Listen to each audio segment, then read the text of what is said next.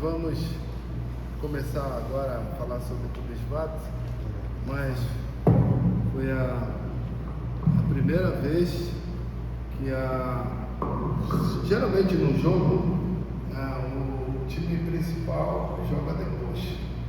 Essa foi a primeira vez que inverteu.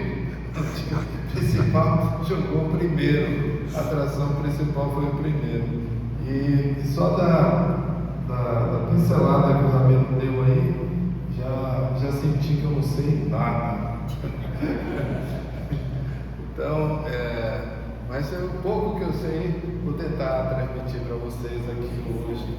Esse slide primeiro aqui, ele foi feito ano passado por uma razão que eu vou mostrar daqui a pouco. Ele vai ser essas pequenas palavras de Torá, para que sirvam de flash leimado do Davi, filho da Esther, já, e todas as pessoas que precisam de refuar. E ano passado a gente colocou isso aqui, que todos os reféns regressassem, e Baruch Hashem eles voltaram. Até a última. Acho que a gente tem a agradecer a Hashem por esse milagre que foi voltarem não só reféns vivos, mas até mesmo reféns não vivos, infelizmente, mas pelo menos tiveram um sepultamento honroso. Então, a gente, de posse dessa bênção que a gente teve esse ano, a gente entrou na outra campanha. Essa outra campanha, esperamos também que ano que vem, no máximo ano que vem, a gente não precise mais ficar aqui para fazer tudo isso. Já vai fazer na terra de Israel, se Deus quiser. E ontem, acabando o dia, ontem foi o aniversário da minha neta, a Mazal Tov. Então, a ideia aqui é falar um pouco sobre o que é a festa. E eu contratei o Rabino Meir Tawil para fazer essa primeira parte aí. Então, acho que vocês já estão satisfeitos. Vamos falar sobre algumas leis agrícolas que ele também já começou. Vamos falar um pouco sobre diferenciar o que é o fruto da árvore e o fruto da terra, porque isso tem implicação se é Eitz ou Adamá, Aberachá. Vamos falar a título de curiosidade, o que é verdura e o que é legumes. Mas isso só a título de curiosidade, não tem nada a ver com a parte religiosa. Vamos falar um pouco sobre as inovações da agricultura em Israel. Sim, pode ter a ver com Pesach, que não comem cotrião. Isso, tem. Acho que se chama legumes. Exato. E temos algumas curiosidades agrícolas que a gente vai mostrar para vocês. Então, Tubisvat, a Rabino já falou, Tu 15 Bisvat no mês de Shevat. Esse mês que nós estamos começando, botando no meio agora, bem no meio. E ele, como o Rabino falou também, ele baliza algumas leis agrícolas, são importantes para quando a gente voltar para a terra de Israel, e que essas leis vão começar a valer, a gente tem que saber, para poder não cometer nenhuma verá. Como se comemora hoje, que nós não estamos com o templo construído, como é que a gente comemora, então, Tubisvat? Na terra de Israel, comemora-se plantando árvores, como aqui a minha netinha, a Sarinha, está plantou na sexta-feira passada uma árvore na praça lá, no parque onde elas brigam. Então, Israel normalmente se leva as crianças para ensinar esse amor pela natureza, e esse amor começa pelo plantio das árvores. Nós aqui na diáspora, nós lembramos, louvamos essas plantas através das bênçãos, das frutas, das 7 frutas, como o Rabino falou, que a terra de Israel ela é abençoada. Aí nós temos o trigo, que se faz o pão, o mesoloto, que são cevada que faz a abençoada cerveja. Mas também se faz pão, se faz algumas coisas com cevada, mas ele é um alimento tipicamente para animais. Por isso que a cerveja talvez seja alimento para animais também. O figo, né, dentro do acróstico de fruta, né, o figo é o primeiro, segundo Romano, a uva e a tâmara e a azeitona. De trás para frente, praticamente é a prioridade, como o Rabino falou. Primeiro a azeitona, se você for dizer a veracá, segundo a tâmara, depois vem os outros. Então, essas são as maneiras, a maneira que nós no diáspora temos, né, de comemorar o Mishvat, é fazendo uma refeição onde tem essas espécies e a gente possa dizer as beirabotas correspondentes. Aqui algumas leis agrícolas que o Rabino já começou a falar, uma delas é não cortar árvores frutíferas. Proibido pela Torá cortar árvores frutíferas. Nem mesmo na guerra, você precisar acertar um inimigo que está ali atrás de uma árvore, você não pode chegar lá e derrubar para acertar o cidadão. É proibido pela Torá se cortar árvores frutíferas. Por quê? Porque um dia essa árvore vai ser seu alimento. Né? Então é importante que essa árvore esteja de pé. A outra lei também é fazer esses cinturões verdes em volta das cidades. Isso principalmente nas cidades dos Leviim, eles faziam esses cinturões verdes, e com isso melhora o clima, melhora o ar, melhora tudo na cidade com esses cinturões. A outra lei é de se pegar cada agricultor que tinha uma daquelas 7 espécies, principalmente das frutas, 5 espécies, quando ela brotava, as primeiras frutas ele colocava um lacinho na fruta, e ele dizia: olha, esse aqui vai ser bicurim, vai ser uma primícia que eu vou levar para o tempo. E aí ele pegava uns tantos da plantação dele. Quando chegava na época de Shavuot, se levava esses bicurim para o Beit HaMikdash e dava o bicurim para o Cohen. Aqui, logicamente, que nós temos uma foto fake, porque tem frutas aqui que não são de bicurim, nem são da terra, banana, laranja, kiwi, não é nada de bicurim, isso é só para ilustrar que era uma cesta com frutas que se levava, podia enfeitar. Se a pessoa, por exemplo, só plantava uva, aí ia fazer uma cesta só de uva, mas ele podia comprar um figo, um romã, para enfeitar a cesta dele e levar, mas o básico seria a uva que é da propriedade dele, e que ele marcou como uma premissa, como a primeira fruta que apareceu. A outra utilidade das espécies vegetais é na festa de Sukkot, onde elas são muito presentes. Nós temos o etrog, nós temos o lulav, que nada mais é do que uma folha, a folha da palmeira que dá no abril. Então esse aqui é o lulav, o hadas e o aravá. Então as 4 espécies que a gente faz a berachá, arba e nim, são feitas em Sukkot. Além do que se cobre o teto da açúcar com folhas, com ramos de árvores. Então aqui novamente o sihar, que essa parte superior aqui da açúcar é feita com material vegetal. Então novamente uma outra utilidade das plantas.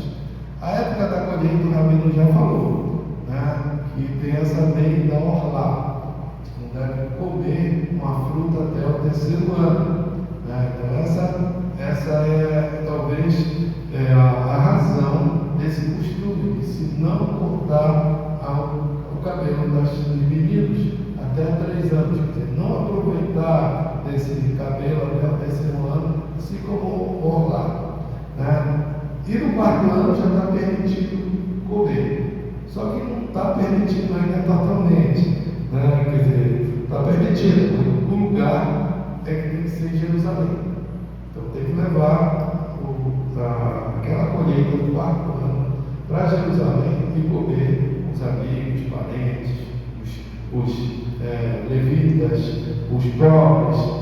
Se a pessoa tem uma quantidade muito grande de produção, que vai ser difícil ele levar para Jerusalém, ele vende essa produção lá na cidade que ele está, leva o dinheiro e compra a fruta, e aqui ele vai comer com seus parentes aí até ele se fartar. Então ele vai pegar esse quarto ano, vai ser para ele esbanjar em Jerusalém. A outra lei também é não plantar árvores na área do templo, né? Principalmente próximo aqui ao Misbeia. Não podia plantar árvore. Por quê? Porque tinha uma idolatria que era uma árvore chamada Asherá, em que os povos eles se prostravam para essa árvore. Então, se coloca aqui no templo uma árvore que não seja, mesmo que não seja Asherá, ficava um negócio meio complicado, as pessoas irem ali e ter. Então, para isso foi proibido se ter plantios de árvores no templo, no pátio do templo. Algumas leis também muito modernas para hoje de inclusão social. Hoje em dia, quando se fala em inclusão social, aqui no Brasil pelo menos, fala-se da bolsa. Uma coisa, é uma esmola, uma coisa humilhante a certo ponto. A Torá achou uma maneira menos humilhante, mais digna de dar presente para os pobres, né? E essas são essas leis aqui. Primeira lei é se você tem um campo, seja de trigo, de cevada, de for, você vai deixar os cantinhos. Existem algumas discussões no Mishnah, se deixa esses cantos, se deixa a parte do fundo, mas vamos aceitar essa lei que diz que deve deixar os cantinhos. Então, deixou os cantinhos sem colher, os pobres podem vir e colher esses cantos aí. Então, é uma maneira mais digna de dar um alimento para o pobre. Então, essa mitzvah chama-se PA. Então, o agricultor que faz isso, ele está cumprindo com essa mitzvah aqui de não colher os cantos do campo dele.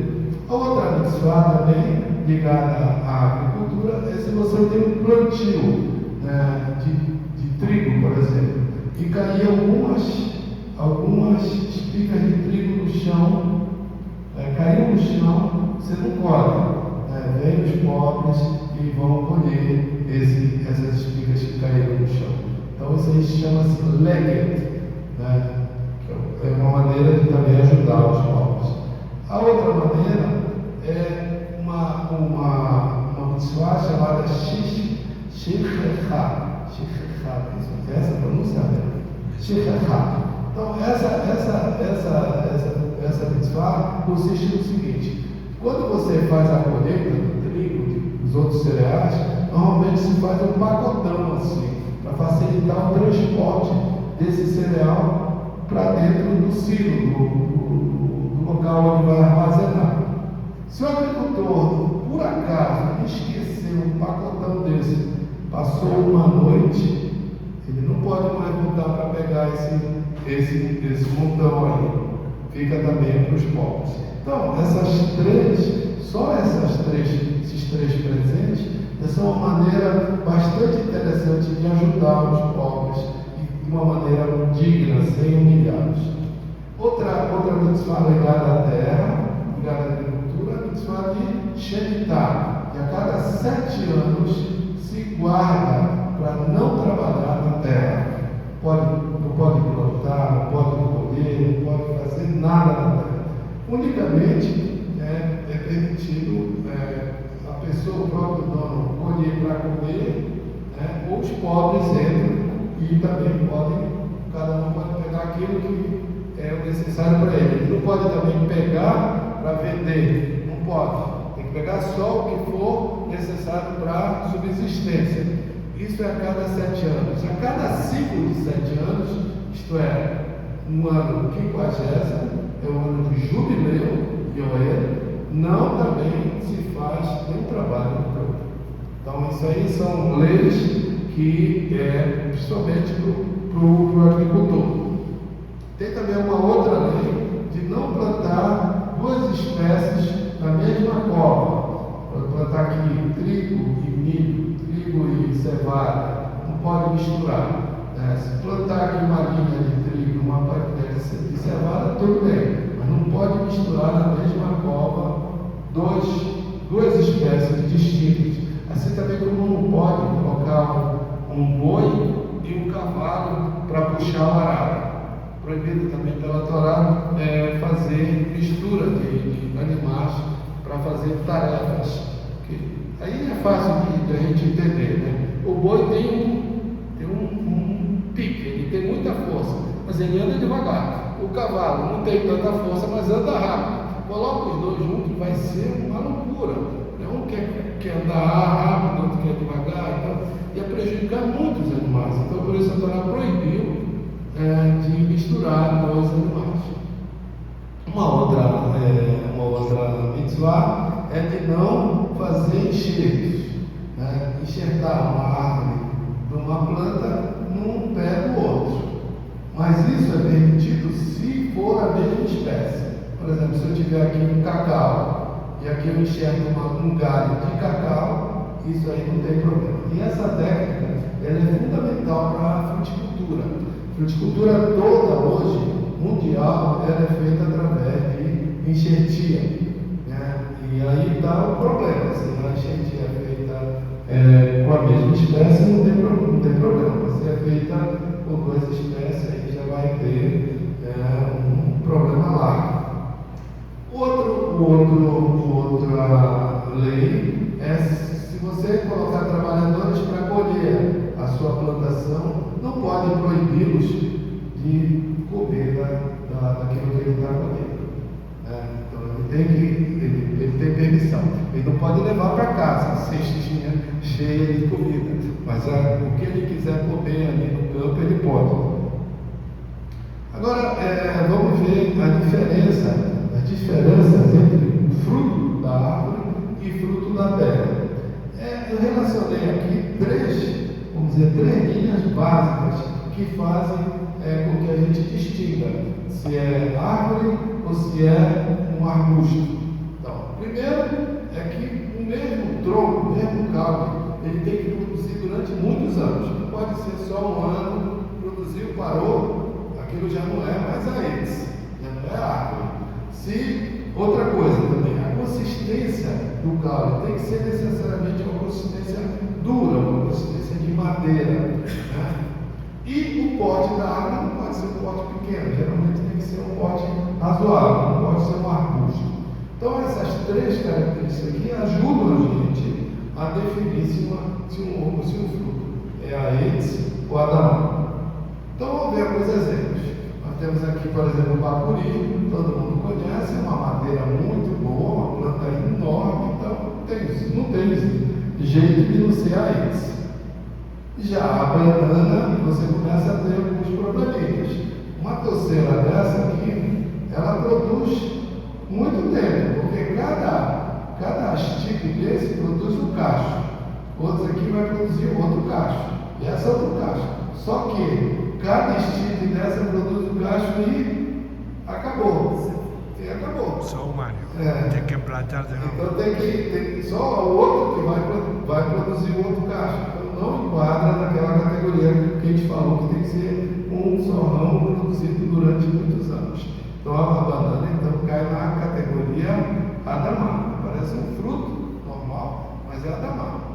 O mamão é mais delicado ainda do que a banana, porque ele tem um tronco só, ele produz por muitos anos, e aí entra várias discussões, em função dessa característica dele ser um tronco só, com produção por muitos anos, mas ele pega no ponto. que o tronco dele não é maciço, é um tronco fofo. Então, por causa disso, a maioria dos legisladores classificam o mamão como animal. Muito bem. A tâmara também. A tâmara tem essa em todas as palmeiras. A tâmara, a palmeira, ela não tem um tronco de madeira, mas ela tem um tronco fibroso, firme. E principalmente ela forma uma planta grande, exuberante. Então as palmeiras são classificadas como aedes. Tá certo? Agora o açaí. O açaí acontece o seguinte: se você pega um fruto desses e come o fruto, como a gente falou antes, qualquer palmeira é aedes. Se você transforma esse fruto num suco ou num sorvete, ele já passa a ser Xiacono. E o tronco dele, quando a gente pega aqui o meristema dele, que é essa parte terminal aqui, quando a gente pega esse meristema aqui e come esse meristema, que ele é comestível na forma de palmito. Qual é a raiz? Adama, estudiamos si plantan para eso o si plantan para o palmito también. Planta para palmito. Entonces, Adama. Pois é, tem alguns legisladores que acham que é Xiacono. Por quê? Porque se você pega qualquer miolo de uma planta, não é nem Adamar, nem Aedes, então é Xiacono. Então eles acham, alguns legisladores acham que isso aqui é o miolo da planta, mas não é o miolo. Essa parte terminal, que é a parte lá de cima, isso aí nada mais é do que uma folha embrionária, uma folha que ainda está saindo, ela ainda está numa fase de embrionária, ela não está nem verde ainda. Quando essa parte aqui da planta sai, aí sai daí de dentro, sai uma folha. Então, se você está comendo uma folha, é Adamar. Essa aqui é a nossa, mas tem que ser plantado com esse objetivo. A cultura hoje em dia, na maioria dos casos, ela é plantada para tirar o palmito. Então aí é Adamar. É isso, se você pega o fruto da cultura, tronco siempre encima, palmito, o de... No, solo encima. Solo encima, no de baixo. No, só encima. Y después se renova cada año. Não, tirou o palmito, acabou. Acabou. É o terceiro de crescimento, é o meristema. Agora, voltando ao suco de açaí, é Xiacono porque tem água, tem mistura. Porque tem água. Então, quando faz o suco, coloca-se, varia, né? A quantidade de sólidos que tem que dar é mais ou menos de 17 a 20%. O resto é água. Então a maioria é Xiacono. Porque vai ter mais água do que matéria do bacuri. Né? Tem uma diferença entre o palmito e o açaí. Todos os dois têm que ser plantados com fins de tirar o palmito. Sim. Hoje em dia a pupunha é plantada para tirar o palmito. O açaí não. Mas o açaí tem dupla coisa. Tem dupla.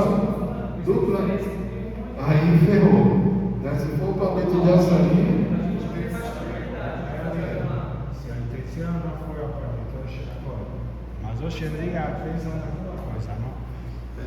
Tem as duas coisas. Por exemplo, o açaí, o açaí quando ele fica velho, fica muito alto, não dá mais para colher o açaí, você corta ele. Corta e aproveita o palmito. Você não plantou com a intenção do palmito, você plantou com a intenção do açaí. Então ele vira Xiacono. Por isso que é mais fácil fazer no palmito da pupunha, a gente já sabe. O palmito da pupunha não tem erro. Não tem erro. O palmito normal, da palmeira. O palmito que não é da pupunha. De onde é? Da palmeira. Todo palmito é de uma palmeira. Da palmeira. Porque o meristema é a parte que faz a planta crescer. As duas coisas chamam palmeira. Também de pupunha. Então é Adamar. os principais são tirados dela para sair. Sim, pode sair palmito, são os principais que tiram palmito. Tem a Jussara também, né? Que eles tiram também palmito, que dá aquele palmitão grande lá do sul, né? Então aquilo também. Aí já entra, sabe? Não é nenhum nem outro. Geralmente esse material não é plantado. Né? Então você vê aí nas ilhas, nada é plantado. Aquilo foi a natureza que desenvolveu. Então não tem como ter intenção de plantar com essa finalidade. Então aí fica mais complicado a lei.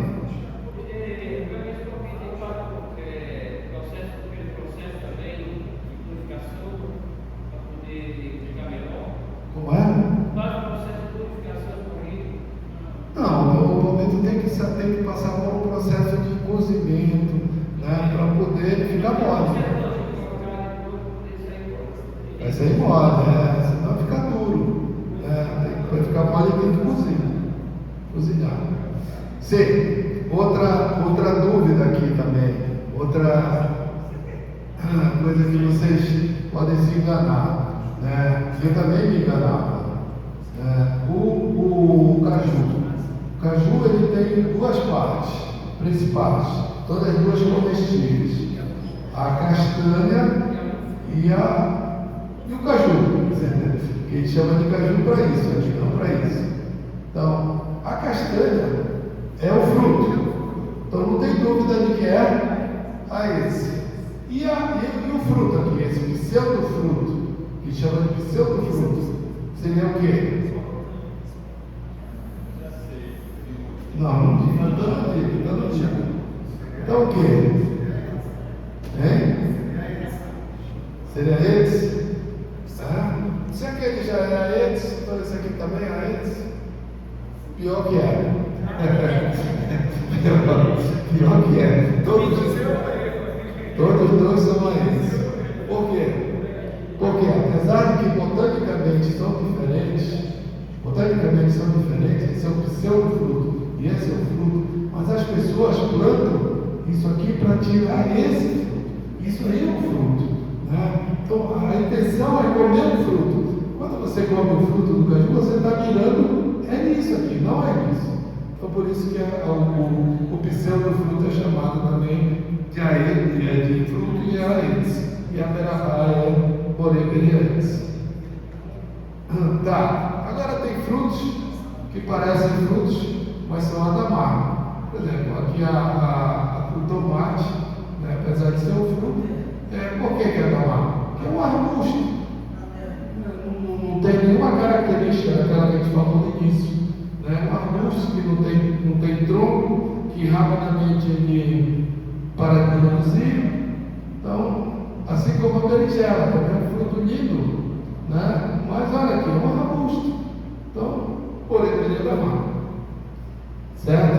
Então tá. Agora vamos, por curiosidade, falar sobre as verduras e os legumes. Né? Essa é só pegadinha aí, a primeira pegadinha para vocês. Vamos ver se vocês sabem aí. Né? Fora o Davi que já viu ontem esse filme. Aqui, dessas quatro espécies, quem é verdura e quem é legume? Pois é, então olha. Então tu vai aprender hoje. Aí finalmente tu vai aprender hoje. Quem é aqui? Vamos ver, chuta aí, vamos ver. Espinafre é legume ou verdura? Verdura. Como for verdura ou verdura? Não sabe? Amor, verdura ou legume? Legume. Repolho, legume. Então só está em tudo aquilo como for. Pois é legume também. Então dessas quatro aqui, só essa aqui que é verdura. Desculpa, é verdura, só essa aqui que é legume. Então vamos lá. O resto é verdura. Então vamos lá, Maluf, agora tu vai botar a charada, a pau. Tudo que for folha é verdura. Tudo que for folha. Espinafre, agrião,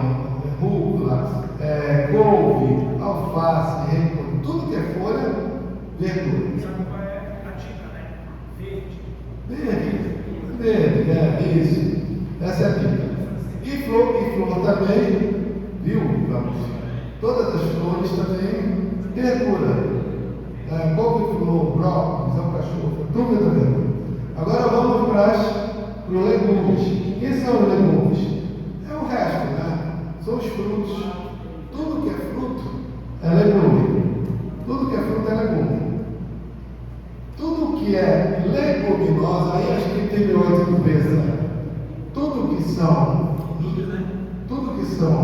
leguminosas, todas são, o próprio nome está dizendo, leguminosa é legume. Esse é cotinhote. Esse aqui é cotinhote para a peça. Tudo é cotinhote para a peça, tá vendo? Então essas aqui, como diz as crianças, não comem em peça. Nenhuma delas. Outra, os cereais também. Todos os cereais também são legumes. Seja arroz, trigo, milho, aveia, até mesmo os tubérculos. Esse eu não sabia. Os tubérculos também são considerados legumes. Tá? Então, agora ninguém tem dúvida mais disso. Agora vamos passar para as inovações que Israel contribuiu para a agricultura mundial. Essa foi houve uma necessidade de Israel se aperfeiçoar muito na agricultura. Por quê? Porque quando os judeus foram expulsos da terra de Israel pelos romanos, após a destruição do segundo templo, houve uma profecia de que a terra ia ficar deserta.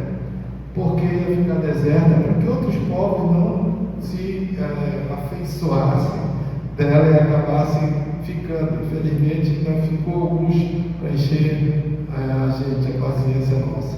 Então, quando os judeus voltaram para Israel, encontraram uma terra bastante deserta, porque essa era a profecia mesmo, para que a terra ficasse preservada, esperando os judeus voltarem.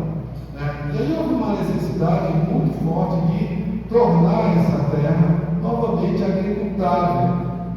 E aí começou-se a plantar árvores, a plantar uma série de coisas para tornar a terra apta para ser cultivada. E em pouco tempo, menos de 70 anos, que é a idade do Estado de Israel, o que a gente tem hoje são fazendas exuberantes, como se aqui tivesse uma terra que era excelente, mas que era excelente, mas só quando os judeus estão cultivando ela. Isso aí é uma coisa, até mesmo busca café, era uma área linda, bosques, tinha coisa muito, muito interessante. Areia.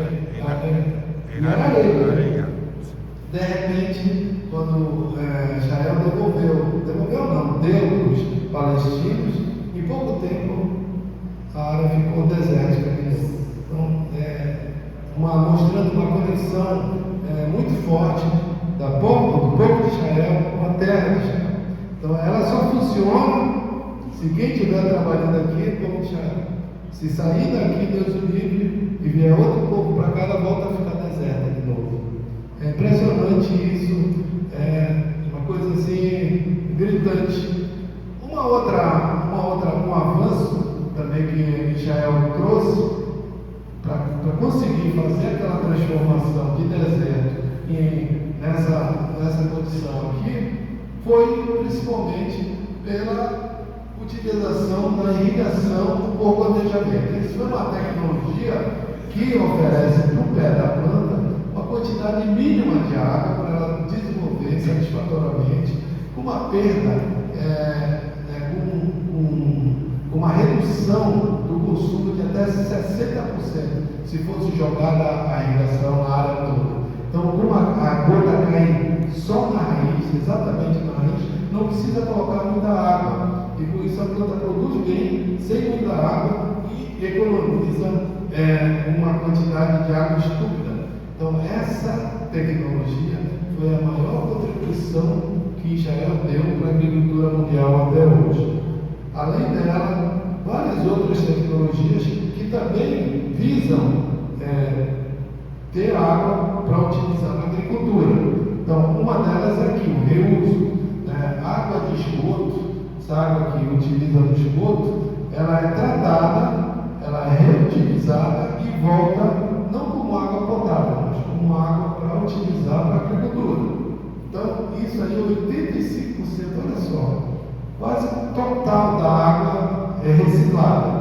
Vai para a agricultura e volta de novo na forma de chuva e tal, e volta de novo. A outra tecnologia também nessa linha de ter água, de ter um suprimento de água que não dependesse só das águas da chuva, é a dessalinização da água do mar.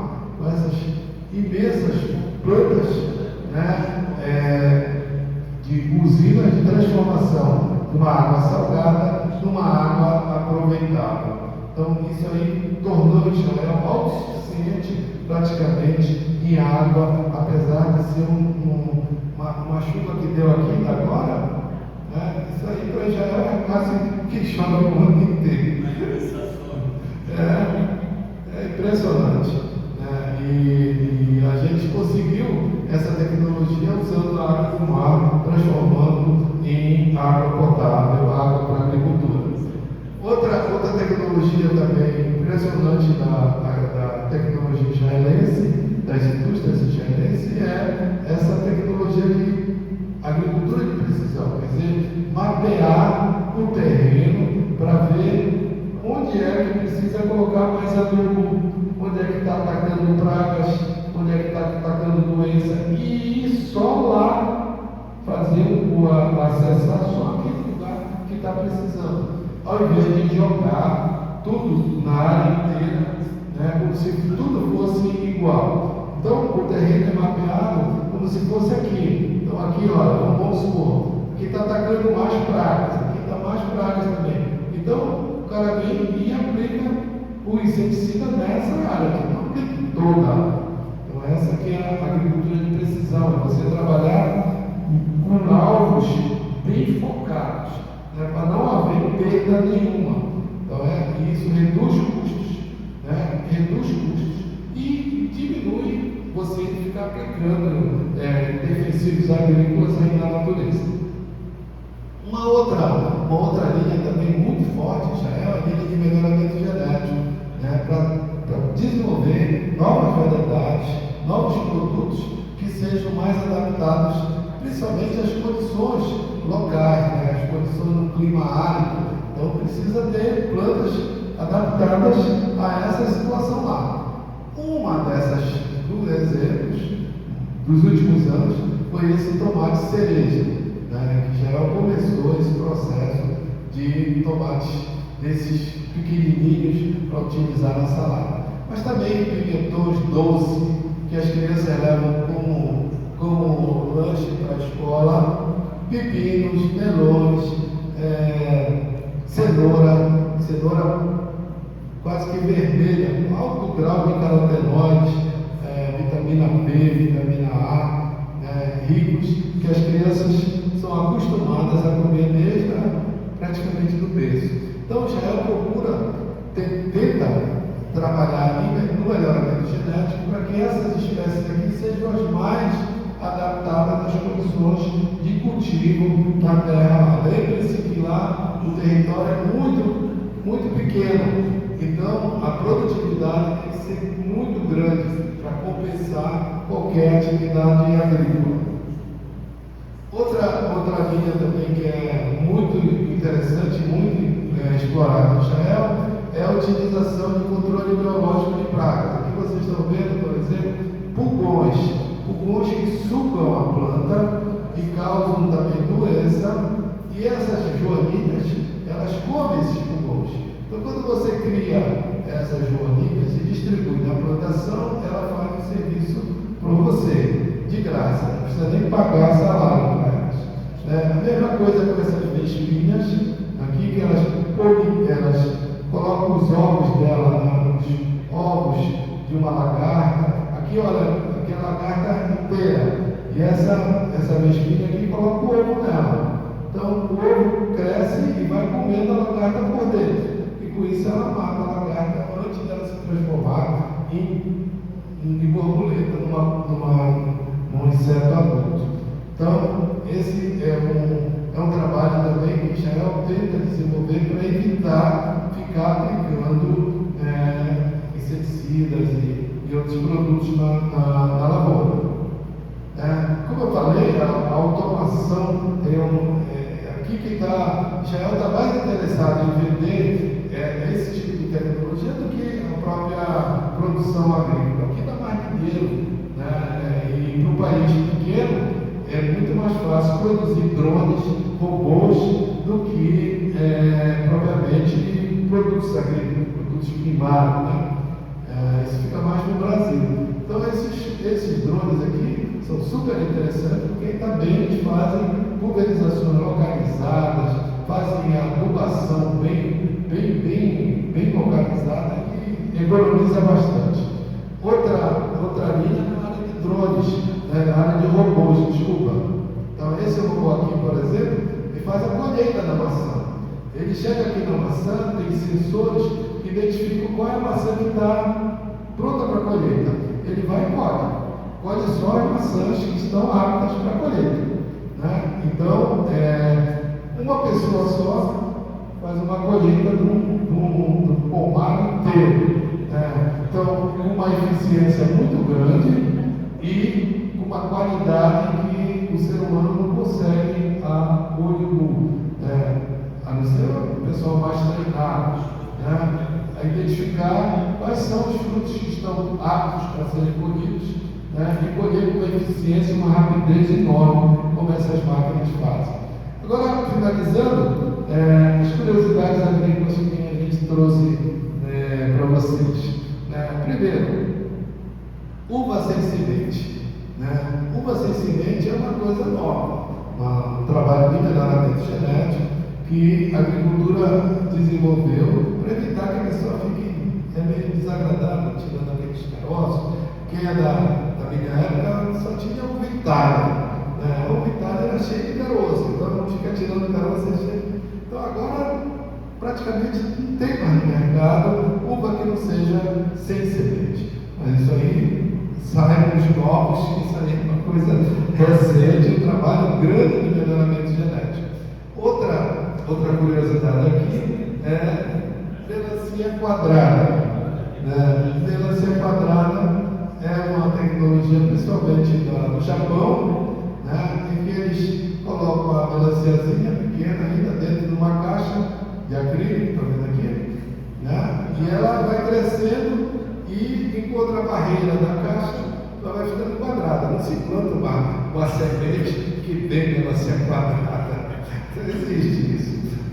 Teria uma variedade que seja, uma variedade que seja melancia quadrada, não tem isso. É só a técnica de encaixá-la ali, encaixotá-la, e ela fica boa para transportar. Para transportar é uma beleza. Aquela redonda é horrível para transportar, é horrível para carregar. Essa é muito mais fácil para manusear. O sabor não muda nada.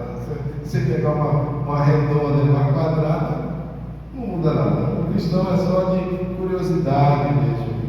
A outra assunto também, que para quem é novo, como eu, não sabe que a banana, ela inicialmente era cheia de sementes. E através de melhoramento se obteve banana sem semente. Israel trabalhou muito nessa tecnologia, transformando essa verdadeira banana romã, uma banana romã praticamente aqui, numa banana comum que a gente encontra no mercado. Só para não deixar de falar do assunto, o assunto sem caroço, uma variedade sem caroço que foi encontrada lá em Cametá e tinha uma característica muito interessante. Metade da árvore produzia frutos com caroço e a outra metade sem caroço. Isso aí é uma coisa, a natureza não apresenta esse tipo de coisa. Natureza, a natureza que a gente está falando aqui é o Deus, né, que é o comandante de tudo. Não existe essas aberrações, é muito raro. Então essa foi uma raridade que aconteceu e graças à observação dos moradores, né, em volta dessa árvore, consegui identificar essa planta e vieram na pesquisa para tentar ver o que era esse negócio, né, uma árvore apresentando essas duas características. Aí se verificou que esse lado aqui provavelmente tenha sofrido um processo que a gente chama de mutação.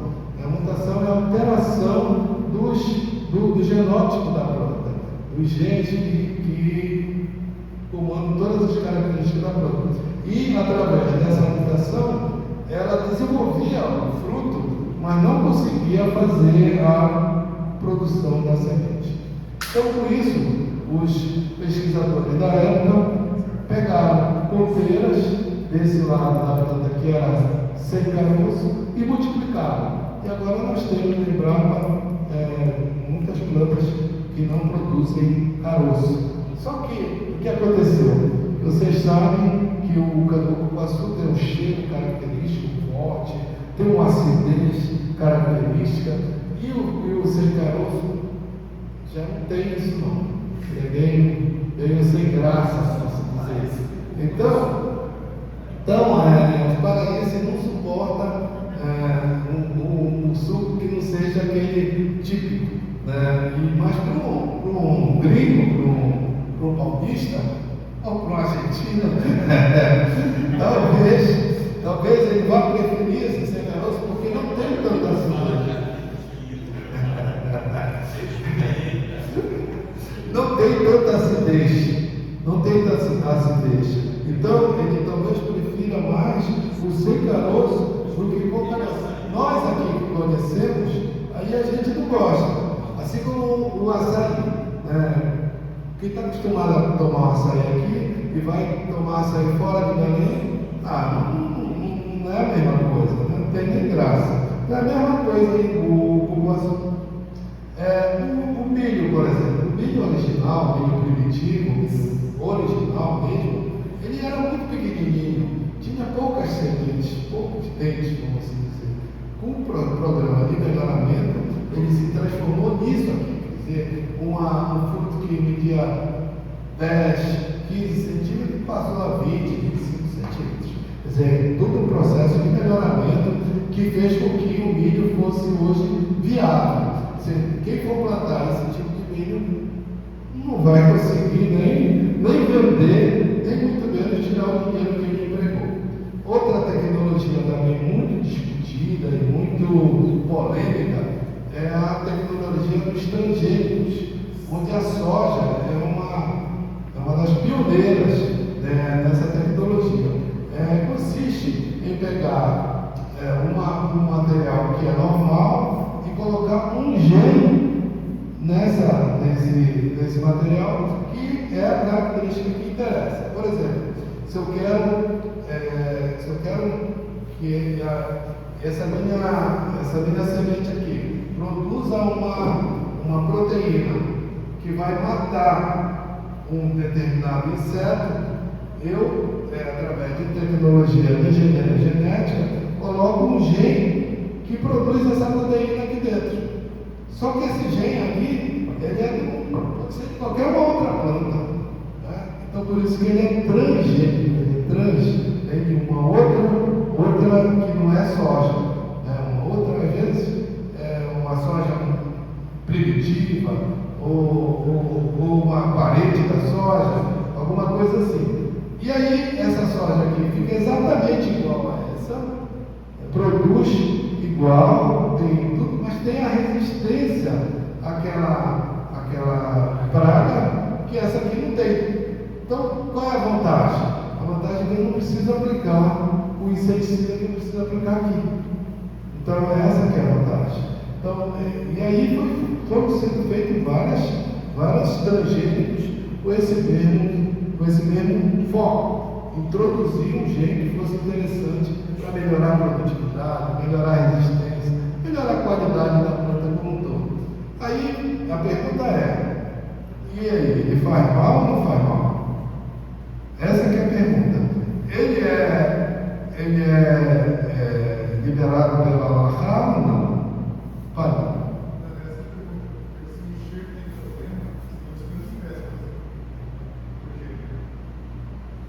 Se o enxerto tem problema entre espécies, né? Então esse aí deveria ter problema, certo? Esse é um raciocínio, mas é simplista, porque Allah diz que tudo aquilo que você não vê, é isso, Rodrigo? E perdão, eu deveria ter uma coisa que eu deveria ter falado desde o início, não sei por que o Davi não me alertou, né? Eu ter pedido perdão por estar falando coisas de Torá na frente do Talmud Raham. Então isso é muita petulância. Eu não sei porque tu não me avisaste. Não, fica aqui nervoso. A gente começa a mulher, tá nervoso. Não se lembra. Eu já te convidei, está incluso. Tá bom, obrigado. Já está perdoado, então. Tudo aquilo que você não vê, a Allah não pode proibir uma coisa que você não está vendo o transgênico ali. Então, não pode ser proibido. Já o transgênico, não. Um enxerto, você está vendo que ali embaixo tem um limão, e em cima tem uma laranja. Então, são duas coisas distintas. Mas o transgênico é proibido plantar e comer? Não. Só plantar, né? É só proibido Não, plantar. transgênico. Não tem nenhum tipo de proibição. Não tem problema. Nenhuma proibição. Não, nenhuma. E também do ponto de vista de saúde pública, né? Até hoje não se achou nenhuma relação causa-efeito que um transgênico tenha causado alguma coisa. Apesar de que parece que o que se temia é que quando você leva o gene que interessa, você passa esse gene por uma bactéria. E essa bactéria é que leva para dentro da célula da soja. Então, muitas tinha esse temor de que, além do gene que te interessa, levasse alguma coisa de gene da bactéria. E que esse pedaço do gene da bactéria poderia causar algum tipo de problema para o ser humano. Mas até hoje não se viu nenhum tipo de interferência. Uma pergunta: depois que eu tenho a soja transgênica, já planto ela, era para mim transgênica? Sim, aí você só modificou, só colocou esse pedacinho a mais do DNA dela. Ele está com o DNA 100% soja normal. Você coloca um pedacinho só daquele gene que te interessa ali e pronto. Quer dizer, todo o resto é normal. Outra curiosidade aqui é essa fruta. Essa fruta chamada cano-cano, ela é uma fruta nativa da Amazônia, que ela tem um teor de vitamina C muito maior do que a própria acerola, que é a campeã de vitamina C. Então vamos dizer assim, é uma fruta que está aí esperando alguém descobri-la do ponto de vista industrial, porque ela é uma máquina de fazer vitamina C. Então, logo ela vai entrar aí. Já no Japão, já tem alguns produtos, por exemplo, bala para criança, feita de camu-camu, chiclete, alguns produtos para as crianças. Bom, terminando, pessoal, a gente só vai falar um pouquinho sobre Ketubot Shvat. Cada ano a gente vem notar, vem despertar, vem refletir sobre o papel das plantas. Se a gente verificar, nossa roupa de algodão, a mesa de madeira, o que a gente come, tudo é vegetal. E a gente não para refletir nessa interdependência que existe entre o ser humano e os vegetais. Então, os Ketubot Shvat, além de tudo que a gente já falou, eles servem para a gente refletir um pouco. E a gente tem que considerar o nosso objetivo aqui no mundo, que é preservar esse jardim, essa casa que Deus criou, e nós temos então a missão, como desde Adão a Rishon, que ele ele foi criado com esse objetivo, né, que seria preservar e embelezar. Preservar significa não destruir o que já tem a natureza. Por exemplo, que a Amazônia, a gente já destruiu 20% do território da Amazônia. Né? Quer dizer, em vez de preservamos, estamos destruindo. E embelezar é isso que Israel fez. Israel, antes da criação do Estado e agora, tem muito mais floresta do que logicamente, quando foi criado. Então, é o único país do mundo em que aumentou o número de florestas. Os outros todos só foram destruindo. Então, eu acho que a gente está no caminho certo e precisamos, então, ter essa visão coletiva da necessidade de preservar e embelezar